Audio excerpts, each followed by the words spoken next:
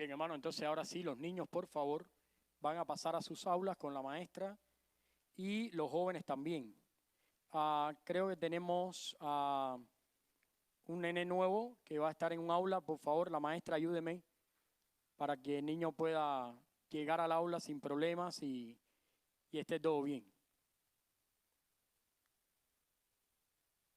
Ok. Ok.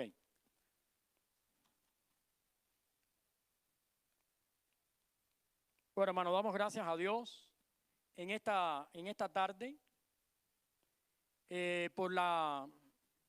por el tiempo de alabanza, predicación, por todo lo que vamos a hacer. Hemos titulado el mensaje en esta tarde, Arrepentíos y creed en el Evangelio. Yo creo que otra cosa más importante no vas a encontrar en la Biblia que este llamamiento de arrepentirse y creer en el Evangelio. Realmente, cuando nosotros venimos al Señor, cuando Dios trae nuestro corazón a sus manos y a su presencia, cuando Él nos llama, cuando Él nos trae, una de las cosas que Él hace en nosotros es producir el arrepentimiento. Y ese arrepentimiento, junto con la fe, prácticamente nos hace reaccionar de formas diferentes. Una persona, antes de que Cristo visite su vida y su corazón, es una persona que vive sin conocer su condición delante de Dios. Pero una vez que conoce su condición y entiende lo que significa conocer a Jesús, entonces yo creo que su vida es transformada y cambia totalmente. Una de las cosas que hablamos muchas veces en la iglesia es acerca del Evangelio, pero pocas veces explicamos o definimos qué es realmente el Evangelio. Y ustedes saben que el Evangelio es algo que puede transformar completamente la vida de una persona. El Evangelio es más que un eslogan que la gente dice, más que una decisión fría en un momento determinado cuando hay un llamamiento. El Evangelio es algo que se produce en el corazón de la persona, que transforma a la persona de tal manera que es afectada totalmente. Y a partir de ese momento, bueno, pues el Evangelio comienza a ser propiamente su vida, una vida conforme al Evangelio. En esta tarde tenemos una enseñanza que quiero compartir con ustedes. Es esta: solo aquellos que han rendido su vida a Jesús a través del arrepentimiento y son incondicionales seguidores de Jesús, que han sido justificados y experimentan el proceso de santificación, serán salvos ¿de qué? De la ira venidera. Fíjense, en esa declaración está prácticamente todo lo que implica conocer el Evangelio, todo lo que implica. Una de las cosas que hemos sufrido durante años es la mutilación del Evangelio. Y muchas veces cuando se asume que se está predicando el Evangelio o que se está enseñando el Evangelio, lo que se está haciendo es transmitiendo un Evangelio incompleto, mutilado. Por eso, en esta tarde, nosotros queremos hablar de algunas cosas que definen el Evangelio. Cosas que definen el Evangelio. Ve un poquito atrás primero. Hay cosas que definen el Evangelio. Y yo creo que acá, un poco en esta declaración, nosotros nos podemos ver reflejados. Solo aquellos que hemos rendido nuestra vida a Jesús, ¿verdad? ¿A través de qué? Primeramente, la palabra que no les gusta a mucha gente mencionar, el arrepentimiento. Pero además se han comprometido con Jesús, son seguidores de Jesús. Han sido justificados y experimentan el proceso de santificación. Porque cuando el Evangelio entra en una vida y transforma la vida, todo eso ocupa el lugar principal en la vida de la persona. Ahora, en esta tarde toca conocer y comparar mi vida con esa declaración y con lo que vamos a estudiar hoy. Esto no está inventado, ni es algo que se ha ocurrido al pastor o lo copiamos de algún lugar. No. Esto es algo que declara la Biblia en 1 Corintios capítulo 15. Y quiero que ustedes vayan ahí rapidito. 1 Corintios capítulo 15. Ahí, a partir del versículo 3, Pablo se toma un minuto para compartir con la iglesia de Corintios lo que él entiende que es el Evangelio, la esencia del Evangelio. Y ahí empieza a definir cosas que son importantes. Si usted habla de trasfondo, usted se da cuenta que la iglesia de Corinto era una iglesia muy interesante. Era una iglesia que había nacido en una ciudad donde había un puerto muy significativo, donde había una afluencia de personas muy grande, personas que venían de un lugar al otro, que hablaban diferentes idiomas. Y en el comienzo de esa iglesia ocurren cosas interesantísimas. En esa iglesia Pablo habla acerca de los dones espirituales, de cómo deben ser los dones espirituales administrados. Habla acerca de disciplinas que se deben tomar. Habla acerca también de cómo manejar el asunto de los ídolos. Y una de las cosas que hace Pablo para definir a la iglesia, para informar a la iglesia y para que la iglesia tenga un motivo de introspección, que la iglesia pueda analizarse a sí misma, entonces se toma, en el capítulo 15, se toma un minuto para hablarles del Evangelio. Ustedes ven ahí que el capítulo 15, algún estudioso en algún momento lo tituló Resurrección de los muertos. Pero en el versículo 3, miren lo que dice: porque primeramente os he enseñado lo que asimismo, ¿qué cosa? Recibí. O sea que Pablo estaba haciendo con ellos lo que nosotros estamos haciendo hoy y lo que hacemos todos los días. Lo que hemos recibido, estamos compartiendo. Y algo que hemos recibido es el Evangelio, la salvación de Dios. Y eso tenemos que compartirlo. Y ahora Pablo les dice, primeramente, les voy a enseñar lo que asimismo recibí. Y ahí entonces hace una descripción de algunas cosas que definen el Evangelio. Lo primero que nosotros vamos a estudiar en esta tarde, que define el Evangelio, y aparece en el versículo 3, es que el Evangelio es buenas y ¿qué más? Y malas noticias de obediencia y sumisión. Generalmente cuando hablamos de Evangelio, lo que decimos es que la palabra viene de un modismo, una palabra que se usaba en la antigua Grecia para tratar de comunicar buenas noticias. Y lo interesante del Evangelio, esa palabra evangelión o buenas noticias, es que cuando tú vas y la aplicas a la Biblia, te das cuenta que efectivamente hay buenas noticias en la Biblia acerca de del plan de Dios para con los pecadores. Pero resulta que esas buenas noticias no son buenas para todos. No son buenas para todos. Muchas veces el Evangelio se convierte en malas noticias para personas que no desean seguir a Jesús. Por eso nosotros en esta tarde queremos definir esto. ¿Por qué el Evangelio es buena y malas noticias? Lo primero que Pablo nos enseña, y quiero que vean al versículo número 3, dice, esto es lo que yo recibí, que Cristo Jesús murió por nuestros pecados, ¿de qué manera? Conforme a las Escrituras. O sea, lo primero que Pablo nos presenta es a un Cristo que es el modelo de obediencia y de sumisión, porque está sujeto ¿a qué cosa? A las Escrituras. Lo lamentable de hoy es que pretendemos vivir el Evangelio, pretendemos compartir el Evangelio, pretendemos tener una iglesia, pretendemos tener un hogar cristiano, una vida cristiana, pero no hay sujeción a la Escritura.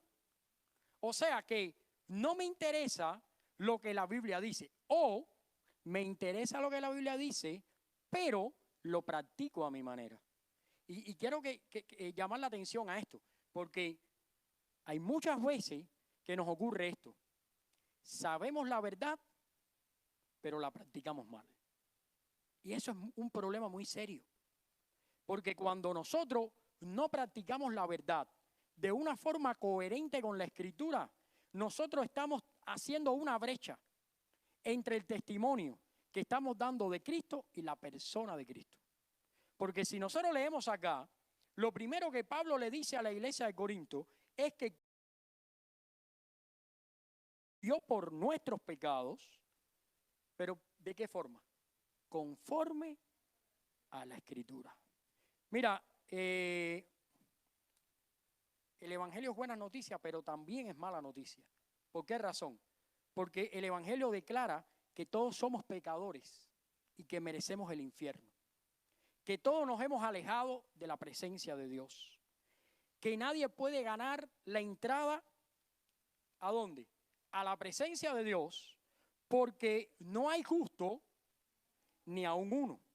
Y que además nuestras obras, según Isaías 64:6, son ¿qué cosa? Como trapos de inmundicia. Una palabra fuertísima. O sea, son como trapos menstruados, algo inmundo. Son nuestras obras delante de Dios. ¿Por qué el Evangelio se convierte en una buena noticia? Bueno, porque es la solución a esta condición. Ahora, yo estaba leyendo un escrito de John MacArthur y él decía, hasta que no conozcamos las malas noticias, nunca podremos apreciar realmente lo que significa que el Evangelio es buena noticia. Y eso es una realidad. Es una realidad. Hasta que no entendamos que estamos destinados al infierno, hasta que nosotros no podamos entender que la causa de nuestro pecado es que es la muerte y que nos va a llevar al infierno, entonces, hasta que no entendamos esa realidad, es que nosotros no vamos a entender el beneficio de la muerte de Jesús. Si no nos damos cuenta de lo desesperado que nosotros estamos por escapar del infierno, porque la gente vive su vida como si nunca se fuera a acabar, como si nunca se fuera a extinguir. La gente piensa, miren, una de las cosas que peor administramos es el tiempo. Y no nos damos cuenta que lo único que no podemos cambiar es el tiempo.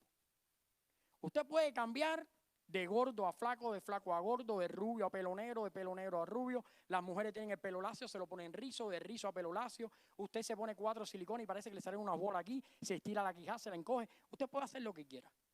Lo único que usted no puede cambiar es el tiempo. Y es lo que más usted ve. Lo que más usted ve todos los días es el tiempo. Si no, haga un ejercicio cuando vaya a la casa.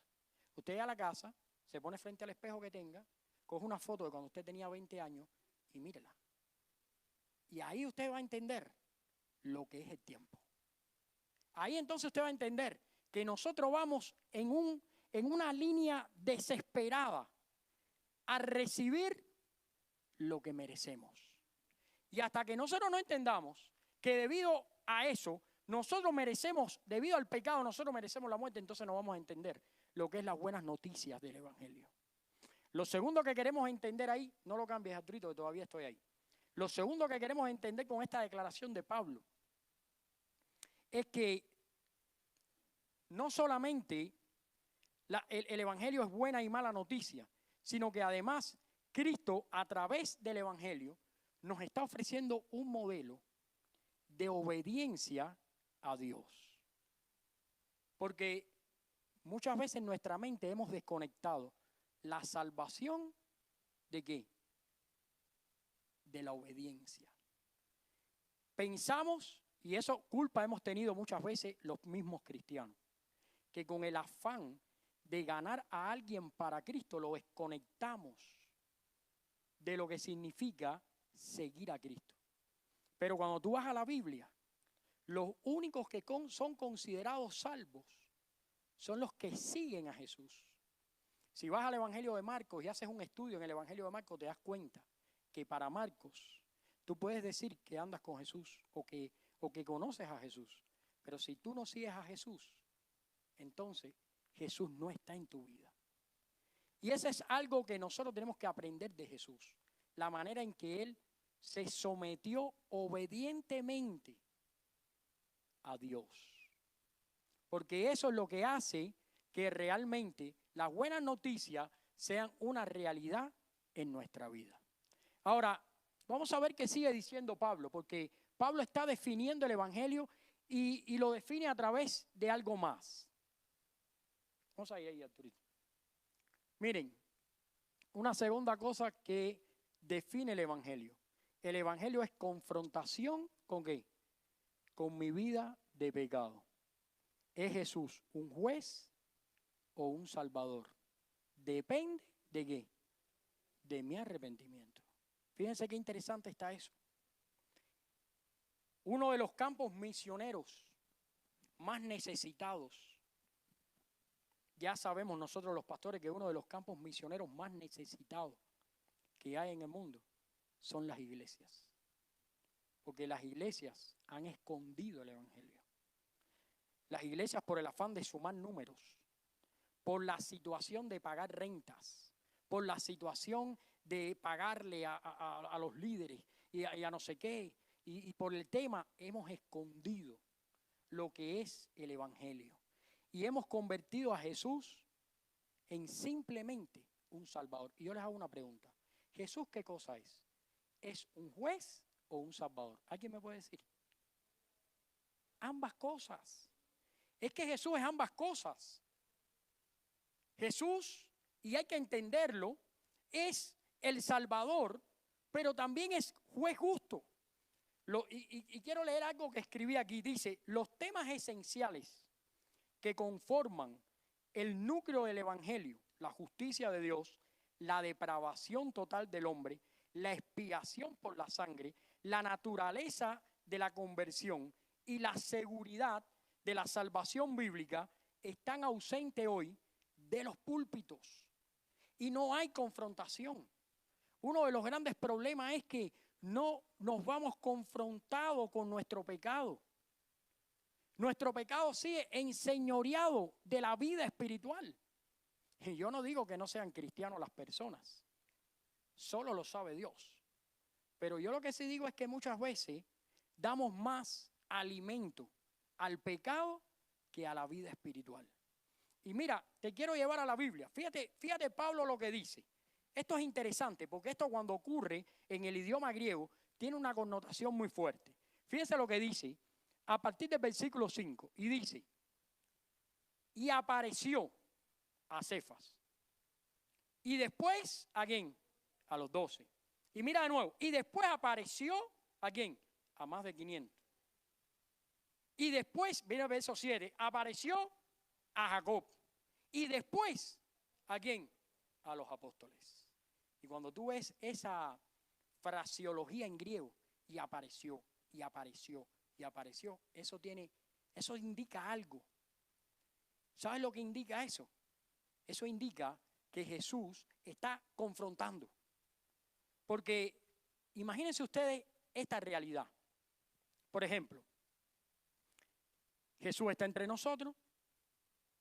Jesús dice que Él es el Salvador. Jesús dice que es Dios. Pero una noche lo vienen a buscar. Y lo vienen a apresar. Y nosotros todos, ¿qué queremos? Queremos que Él libere ya a todo el pueblo. Pero ¿qué sucede? Lo atrapan, lo torturan y ¿qué termina? Y lo matan. ¿Cómo quedaría la fe en medio de esa situación? Bueno, ¿sabes qué ocurrió con los discípulos? Algunos salieron corriendo, otros miraban de lejos a Jesús en la cruz, solo las mujeres estaban al pie de la cruz llorando. Cuando Jesús resucita, ¿qué crees tú que significaba que Jesús se presentara delante de ti?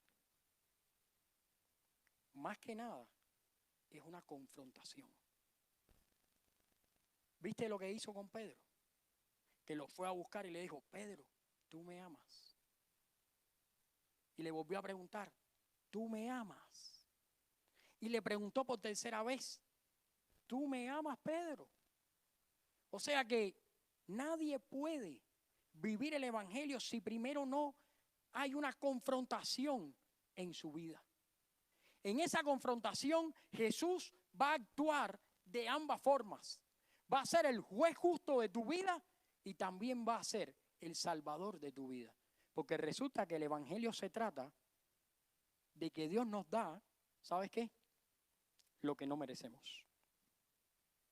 Porque si Dios nos diera lo que nosotros merecemos, estuviéramos aniquilados.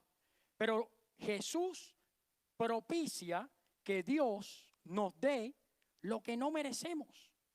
Por eso es importante que primero nosotros entendamos que Jesús es nuestro modelo, después nuestra verdadera condición espiritual, para que podamos arrepentirnos de nuestros pecados, para entonces después poder disfrutar de seguir a Jesús. Es necesario que nosotros entendamos que aunque en muchos lugares nos esconden la realidad de que el arrepentimiento es necesario para venir a Dios, es algo que la Biblia lo ha constituido como la voluntad de Dios. Las iglesias reducen el mensaje del evangelio y la reducen a afirmaciones de credo.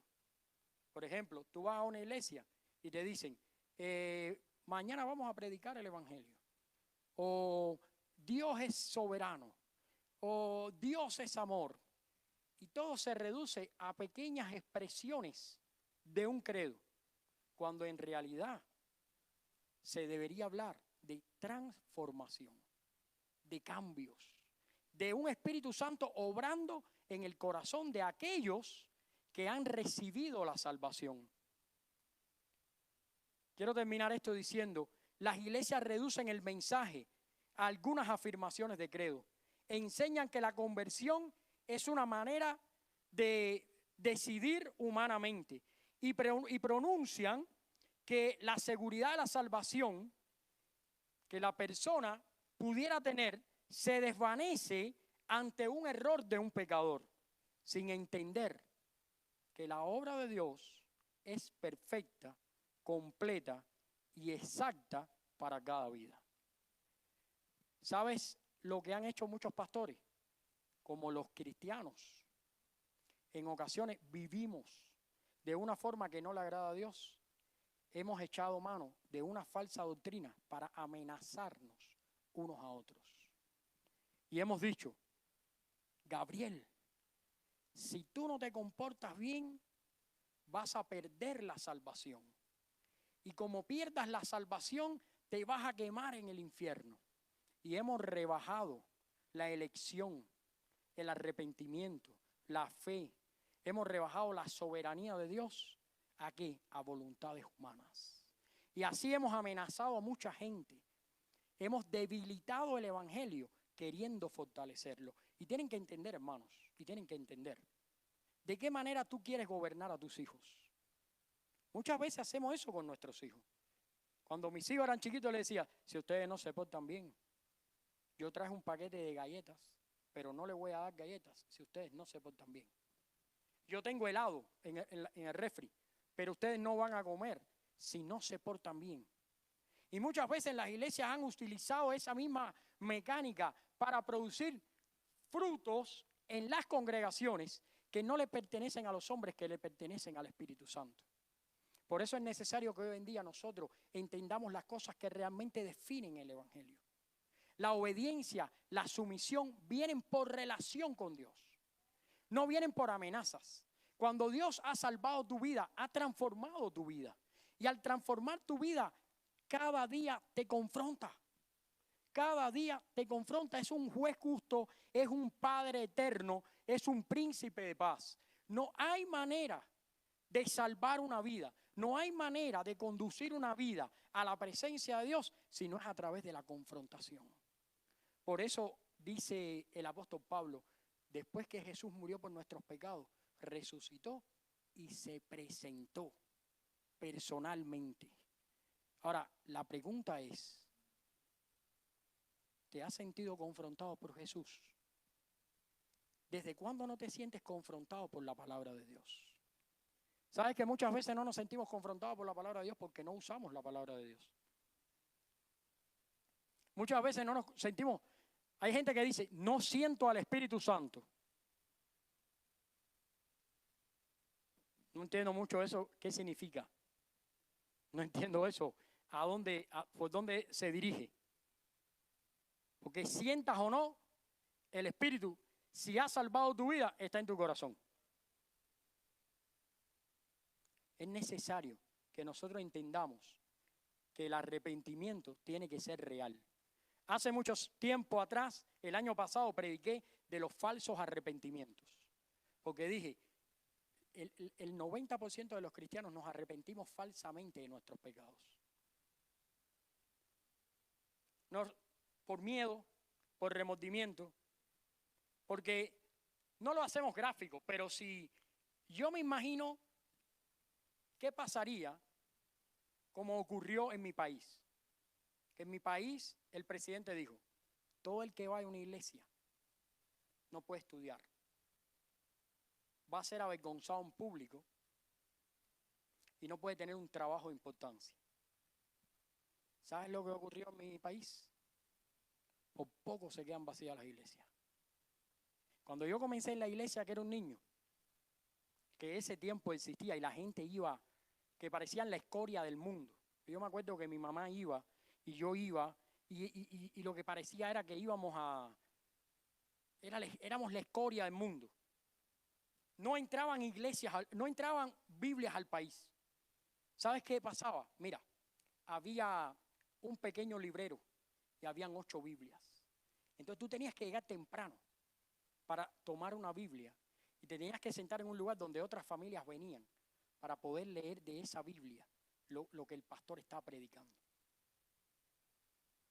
Después inventaron una cosa que le llamaron la UMAP, que fue un lugar donde metieron a todo el que profesaba una fe.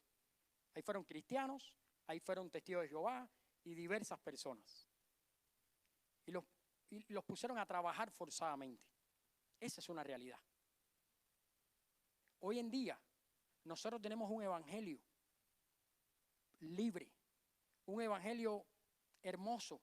Tenemos un templo, cada vez aquí los templos son más grandes. Cada vez tenemos edificios mayores. Cada vez tenemos más Biblia, pero cada vez tenemos menos evangelio. Cada vez tenemos menos fe en Dios. Cada vez nos estamos perdiendo más. Tenemos que terminar con eso. Tenemos que buscar a Dios y arrepentirnos de nuestros pecados para que el evangelio nos confronte. Para que nosotros entendamos quién somos nosotros. Por eso es que Pablo habla de algo más que define el evangelio. Y Pablo dice, el fruto del arrepentimiento y la fe es la vida cristocéntrica. Vamos a ir ahí a la Biblia. Vamos a leerla rápidamente, ¿verdad? Miren lo que dice ahí. Dice, porque primeramente os he enseñado que asimismo lo que yo mismo recibí, que Cristo murió por nuestros pecados, conforme a la Escritura, fue sepultado, resucitó al tercer día. Fíjate que lo vuelvo a decir, conforme a la Escritura, se apareció, y hasta el versículo 7 está hablando de todos los que les apareció, y dice, y al último de todo, como a un abortivo, me apareció a mí. Y después dice, porque yo soy el más pequeño de los apóstoles, porque no soy digno de ser llamado apóstol, porque perseguía a la iglesia de Dios, pero por la gracia de Dios, ¿qué cosa? Soy lo que soy. Mira, en otras palabras, el fruto del arrepentimiento es la vida cristocéntrica. Por la gracia de Dios, ¿qué cosa? Soy lo que soy. No soy otra cosa. Soy lo que la gracia de Dios me ha permitido. ¿Qué cosa es una vida cristocéntrica? Cristo, mi único tesoro. Y fíjate que hay una diferencia muy grande. No mi mejor ni mi mayor tesoro. El único tesoro. Porque ¿sabes qué? He oído a muchos cristianos. Cristo es mi mayor tesoro. No. Eso no es cristocéntrico. Porque aquí el único tesoro es Cristo. Cristo es mi mejor tesoro. ¿Y cuál es tu otro tesoro? Tu esposa. Tesorito es tu esposa. La vemos y le decimos, tesorito. Ahí viene tesorito. No, Cristo es el único tesoro que nosotros tenemos. Cristo es el que se sacrificó en sustitución por nosotros y en expiación por nosotros. Quiero compartirte un pasaje de la Biblia que creo que es el pasaje que describe la vida cristocéntrica en toda plenitud. Aparece en Gálatas 2:20. Quiero que lo busques un momentico. Cada vez que tú te acuerdes de la vida cristocéntrica, ahí está Gálatas 2:20. Es increíble. Mira lo que dice Gálatas 2:20. Déjalo ahí. Vamos a ir poco a poco. Con Cristo estoy, ¿qué cosa? O sea, una vida cristocéntrica, ¿qué cosa es? Una vida que se identifica, ¿de qué forma? Totalmente con Cristo. Y fíjate la declaración de Pablo. Con Cristo estoy, no es que estuve ni estaré, estoy juntamente crucificado. Lo primero que describe a una vida cristocéntrica, ¿sabes qué cosa es? Una identificación plena con Cristo. ¿Por qué? Porque cuando Cristo fue a la cruz, nosotros merecíamos estar en la cruz. Nosotros hemos sido crucificados con Cristo y hemos sido vivificados también con Él. Y ese es el primer elemento que marca una vida cristocéntrica. Mira lo que sigue diciendo Pablo. Vamos, Maritza. Correcto, déjalo ahí. Fíjate el segundo elemento.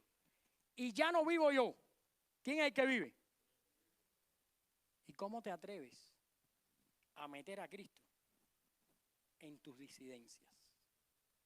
¿Cómo te atreves a hablar en nombre de Cristo las palabrotas que hablas? ¿Cómo te atreves a los comportamientos que tienes? Si es que cuando Cristo está en tu vida, ya no vives tú. Ahora vive Cristo en ti y en mí. ¿Cómo es que yo soy capaz de poner a Cristo, que vive en mi corazón, en las situaciones en las que yo me meto? ¿Cómo es posible eso? Cuando eso sucede no hay arrepentimiento. Cuando eso sucede no hay conversión. Cuando eso sucede estamos lejos de la vida de Dios. Porque fíjate que Pablo, tú puedes considerar a Pablo de cualquier manera. De hecho, Cristo es la persona más debatida en el mundo. Por una parte, algunos creen que es un maestro, por otros creen que es una mentira, por otra parte otros creen que es un ejemplo de moralidad. Por allá por Latinoamérica creen que es el primer revolucionario. Te pintan un cuadro con un Cristo inventado con un fusil, una cosa loquísima. Nosotros sabemos que es Dios. Tú puedes tener la opinión que tú quieras de él. Y tú puedes tener la opinión del apóstol Pablo que tú quieras. Puedes pensar que era un fanático, puedes pensar que era un loco, puedes pensar que era un gran cristiano. Pero si tú quieres definir al apóstol Pablo, tienes que definirlo con estas palabras. Por la gracia de Dios, ¿qué cosa? Soy lo que soy. Y nosotros podemos decir lo mismo. Es realmente lo que nosotros estamos siendo hoy. El producto de la gracia de Dios. Esa persona que soy quejosa, pecaminosa, deprimido, lloroso, conflictivo. ¿Es eso lo que la gracia de Dios ha obrado en mí? ¿Es eso? ¿Es eso? Ese hombre que descuido a mi familia, ese hombre que no me importa mis hijos, que no me importa mi esposa, que no me importan mis familiares, esa iglesia que no le importan los perdidos, que no le interesan los que están sufriendo, los que tienen frío. Eso es lo que la gracia de Dios provocó en nosotros. Estamos orgullosos y podemos decir, lo que soy es lo que hizo la gracia de Dios en mí. Yo creo que la gracia haría mejores cosas. ¿Sabes lo que va a hacer la gracia de Dios en tu vida? Te va a hacer semejante a Cristo. Te va a hacer una persona semejante a Jesús. Mira, otro elemento de la vida cristocéntrica. Léelo, Maritza.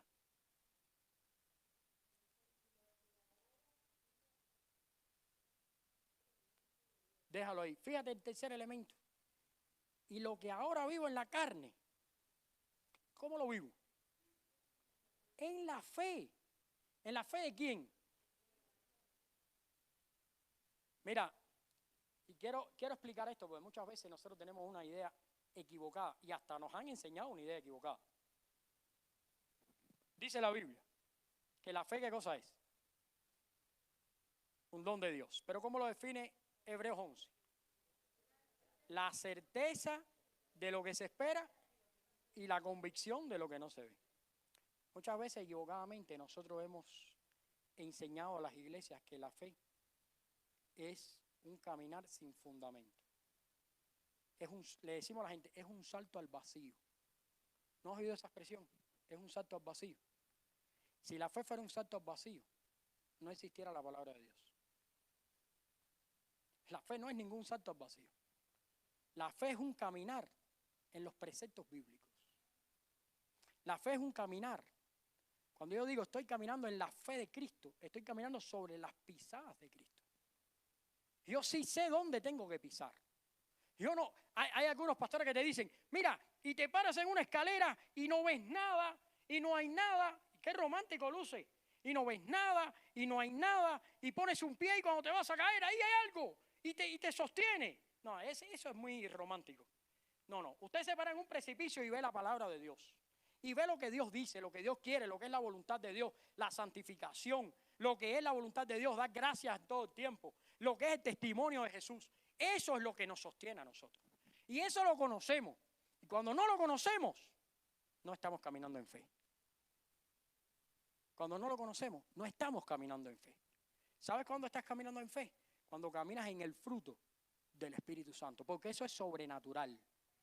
Porque a mí que no me venga uno que me diga, yo soy el ejemplo de dominio propio. Si vas a Gálatas 6, ¿qué dice? A ver, alguien que me lea Gálatas 6. Marisa, tú no te me muevas ahí que todavía falta algo. Gálatas 6, otra persona que me busque Gálatas 6. Los versículos del Espíritu Santo, el fruto del Espíritu. Vamos. 5, perdón, Gálatas 5. 5:22, ¿verdad? Sí, 5:22. ¿Quién me lo lee? Porque el fruto del Espíritu es...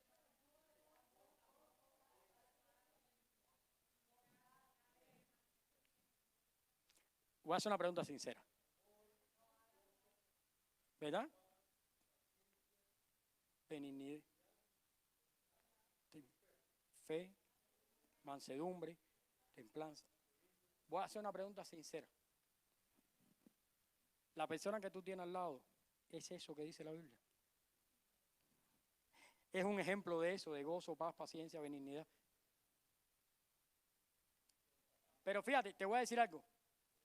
Porque tú puedes decir, no, este que tengo al lado no califica. Pero la pregunta más directa es, ¿acaso tú calificas? Porque yo no califico. Porque ahora yo pudiera decir, bueno, Maidita, gozo, paciencia, ciencia. Ahí es una demostración de poca paciencia, ¿eh? Fíjense, esa es mi esposa, para los hermanos que no lo saben. Pero es una demostración de poca paciencia, ¿no? Gozo, paz, primero venía mi vida paz y después paciencia, primero paz. ¿Qué es lo que pasa? Que muchas veces pensamos que vivir por la fe o vivir de forma espiritual es vivir declarando fuera demonios y declarando sanidades y ustedes son sanos en el nombre de no sé quién y por allá y haciendo todas manifestaciones.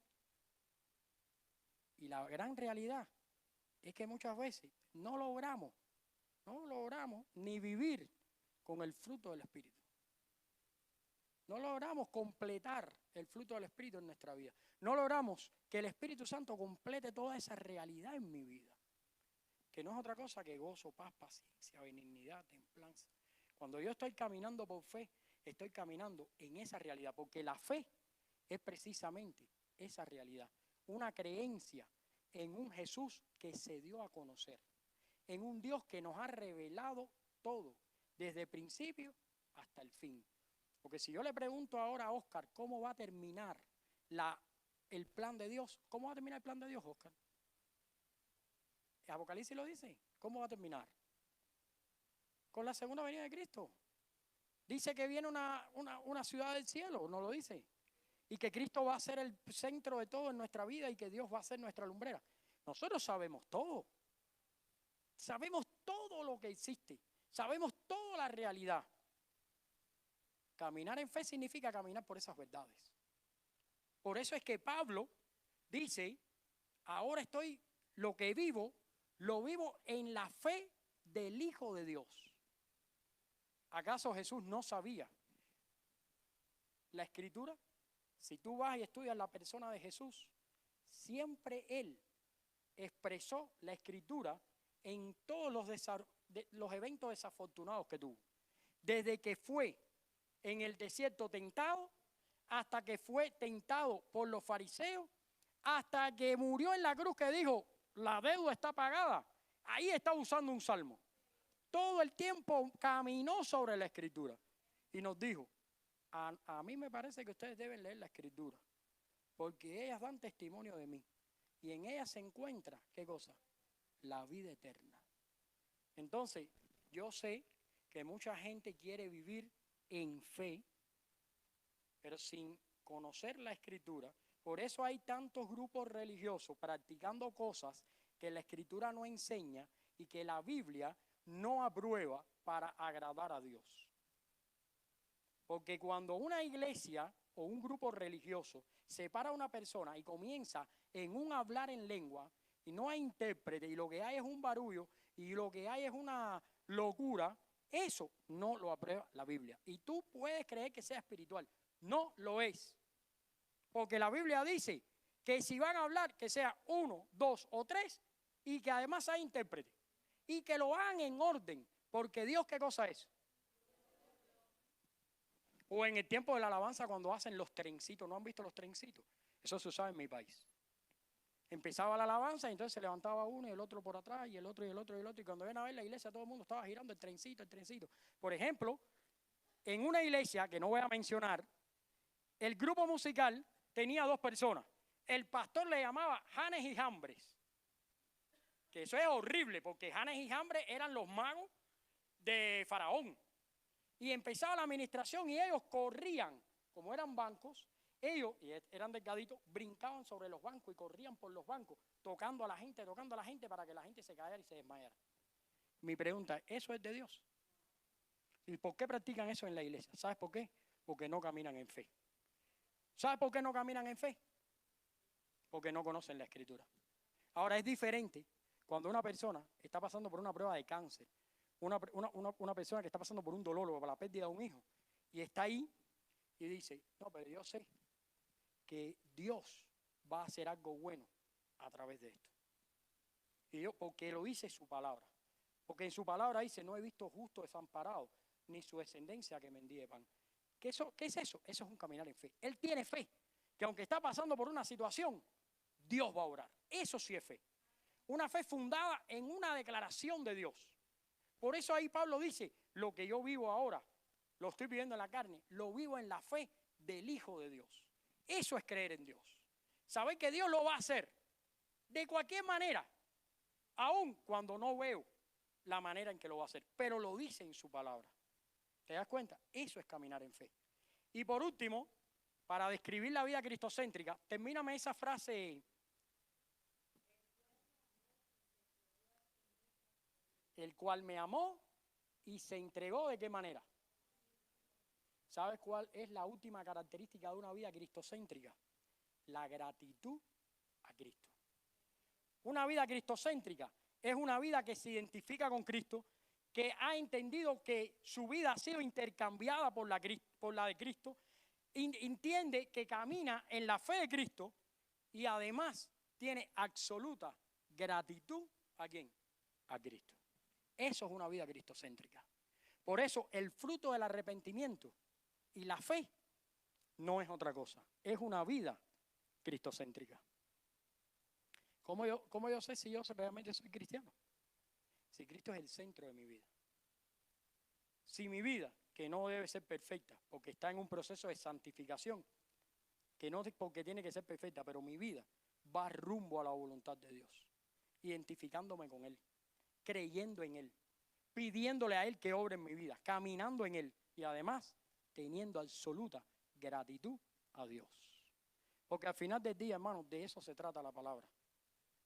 Todo lo que hemos recibido lo hemos recibido por gracia. Esa es la verdad. La Biblia dice, da gracias en todo. ¿Por qué? Porque esa es la voluntad de Dios. ¿Se acuerdan cuando nosotros éramos jovencitos? que empezamos con el tema de las novias y los novios. Y dijeron, hay que buscar la voluntad de Dios. Entonces, ¿qué empezamos a hacer? Yo me acuerdo porque éramos un grupo joven, entonces decía, si Maidita viene con un pullover azul hoy, es la voluntad de Dios. Y entonces un hermano decía, te veo espiritual, le estás poniendo un vellón al Señor. ¿Te acuerdas de aquello? ¿Sabes lo que era un vellón? Es que Gedeón puso un vellón, que si se mojaba, que si no se mojaba. Y por alguna razón a alguien se le ocurrió que eso era un vellón. Y decíamos, no, ponle un vellón al Señor. Si Maidita va a ser la mujer de mi vida, entonces tiene que venir con un dedo fracturado.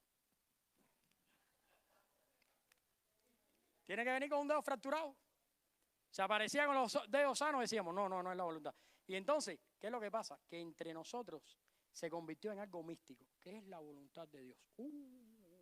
Ahí la gente se preocupaba, Dios mío, ¿qué es la voluntad de Dios?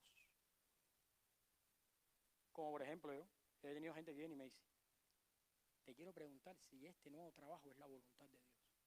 Dime, me pagan a 100 la hora. Qué bueno, pero no puedo venir más a la iglesia, no puedo venir más a la iglesia. Esa no es la voluntad de Dios. Porque la voluntad de Dios siempre te va a acercar ¿a quién? A Dios. Porque la voluntad del Espíritu, si tú lees cuando Jesús dijo, a usted le conviene que yo me vaya porque va a venir el Espíritu Santo, el cual les va a convencer de pecado, de juicio, será el consolador. Cuando tú te das cuenta, lo que hace el Espíritu en una vida es acercarnos a Cristo, confirmarnos su palabra. Nada que nos aparte de Cristo puede ser la voluntad de Dios. Aún tenga ojos claros, aún tenga pelo rubio, aún tenga lo que tenga, si te aleja de Dios, no es la voluntad de Dios. Esa es la verdad. Y eso es importante entenderlo. Y por último, Pablo nos define el Evangelio de esta manera. Un mensaje que debe ser, ¿qué cosa? Predicado. Vamos a ir ahí a la Biblia. Primera de Corintios 15, ¿verdad? Dice, vamos a leer el versículo 3. Porque primeramente os he enseñado, ¿qué cosa? Lo que asimismo, ¿qué cosa? Recibí.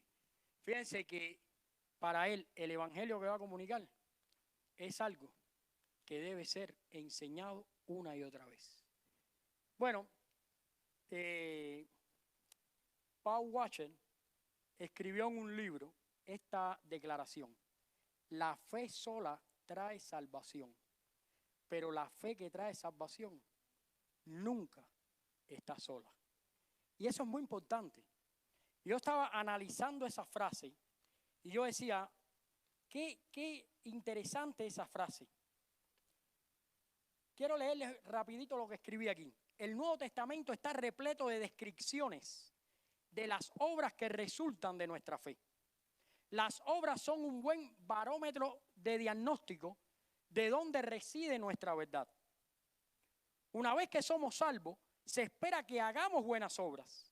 Somos al final del día un reflejo de Cristo. Como tal, hacemos bien a los que nos rodean, según Gálatas 6:10. Somos nueva creación, 2 Corintios 5:17. Las obras que hacemos provienen de un corazón transformado. Jesús dijo que la gente conocería a sus seguidores por su expresión de ¿qué? De amor. Si no, usted lo puede buscar en Juan 13:35. De esta manera seremos luz para el mundo. La fe que realmente es bíblica nunca está sola. Siempre está acompañada de buenas obras y de buen testimonio. Generalmente nosotros enseñamos que la fe, no hay otra cosa necesaria para la salvación que solo la fe. Y eso es real. No puedes ser salvo por otra cosa que no sea por la fe en Cristo. No puedes hacer ninguna obra para ser salvo. Ahora, aquellos que son salvos no van a obrar de una manera que ofendan la salvación que han recibido. Aquellos que son salvos siempre van a vivir conforme a esa fe y van a obrar conforme a esa fe. Así que el evangelio tiene que ser predicado. ¿De qué manera? De palabras y también de testimonio. Por eso Pablo les dice a ellos, les voy a enseñar lo que yo mismo recibí. Y empieza a explicarles el Evangelio. Les dice que por la gracia de Dios, Él es lo que es. Y les dice que Dios no ha trabajado en vano para con Él. Y que si ellos han sido bendecidos, no ha sido Él, sino ha sido la gracia de Dios en Él. A partir de este día, procura que tu vida, que está centrada en Cristo, predique el Evangelio. Que predique el Evangelio en todas las direcciones. Un testimonio. También con buenas obras. Que también nosotros estemos preocupados, porque miren, el gran problema es que las iglesias muchas veces, cuando hacemos una iglesia, les digo porque nosotros sembramos esta iglesia. ¿Cómo la sembramos? Pensando en buscar los principios del Nuevo Testamento. Pero vemos iglesias que nos vamos a los extremos. Hay iglesias que solo piensan en buenas obras. Y lo único importante es hacer trabajo social. Y cuando tú vas a la iglesia, ahí no se habla nada más que vamos a hacer un viaje misionero, vamos a llevar ropa a un lugar, vamos a llevar comida a otro, vamos a ir a ver a los homeless, vamos a hacer esto, vamos a hacer lo otro y vamos a hacer lo otro. Hay otras que van al otro extremo. No hacen nada de eso y solo se dedican a la sana doctrina. Pero son tan sanos que están enfermos. Entonces nosotros necesitamos encontrar ese punto medio, donde la sana doctrina la podamos usar para tener una sana práctica. Ya que tenemos el Evangelio, entonces podamos compartirlo. Este es un buen mes donde la gente está haciendo compromisos, planes. Háblele a las personas del Evangelio, hable de la iglesia, hable del Señor, hable de la obra que Dios ha hecho en su vida. Fíjense, no conozco a nadie más teológico y más profundo que el apóstol Pablo. En el seminario tuve maestros de todo tipo y ninguno se comparaba con el apóstol Pablo, el más profundo de todos los que yo he podido leer. Sin embargo, miren las cosas que dicen. Dicen, si han sido bendecidos, no fui yo, fue la gracia de Dios en mí. ¿Ustedes creen que Pablo no tenía la capacidad de poder sentar a los corintios y decirle, miren, como yo soy el apóstol Pablo, ahora les voy a dar una clase a ustedes de teología, y les voy a dar una clase de ética, y les voy a dar una clase de hermenéutica? ¿No? ¿Sabes qué hizo Pablo? Cada vez que se enfrentó a un grupo de cristianos, le contó lo que Dios había hecho en su vida. Le contó lo que Dios había hecho en su vida. Su testimonio. Muchas veces no contamos lo que Dios ha hecho en nuestra vida porque o no ha hecho nada o todavía no lo entendemos. Pero es necesario que nosotros entendamos que las palabras que más le pueden llegar a otros son las obras que Dios está haciendo en nosotros. Procura que Dios siga obrando el Evangelio en nuestra vida. Yo estoy procurando que Dios afecte mi vida con el Evangelio de tal manera que revolucione toda mi vida, todo a mi alrededor. Procura eso, para que cuando nosotros compartamos el Evangelio, obre la gracia de Dios en las vidas. Quiero concluir con estas palabras. Mediante el Evangelio, a través del poder de Dios, aquellos que creen en Cristo no solo son salvos del infierno. De hecho, nos es dada una nueva naturaleza, un corazón cambiado, un nuevo deseo, una nueva voluntad y una nueva actitud que se manifiesta en buenas obras. Este es el fruto del Espíritu Santo. Él produce en nosotros su poder. Las obras nunca son el medio para la salvación, pero sí son prueba de que ya somos salvos. Aquellos que son salvados por el poder de Dios siempre mostrarán la evidencia de la salvación por medio de una vida transformada. Oremos al Señor. Padre, gracias te damos en esta tarde por la bendición de estudiar tu palabra. Gracias porque a través de tu palabra conocemos lo que significa vivir para ti, caminar por fe, vivir una vida cristocéntrica. Entendemos el Evangelio y cómo nos confronta con nuestra vida pecaminosa, cómo transforma nuestra realidad. Y entendemos también el lugar que ocupan las buenas obras que tú preparaste de antemano para que nosotros anduviésemos en ellas. Ayúdanos a ser reflejos de Cristo donde quiera que estemos. En el nombre de Cristo Jesús. Amén.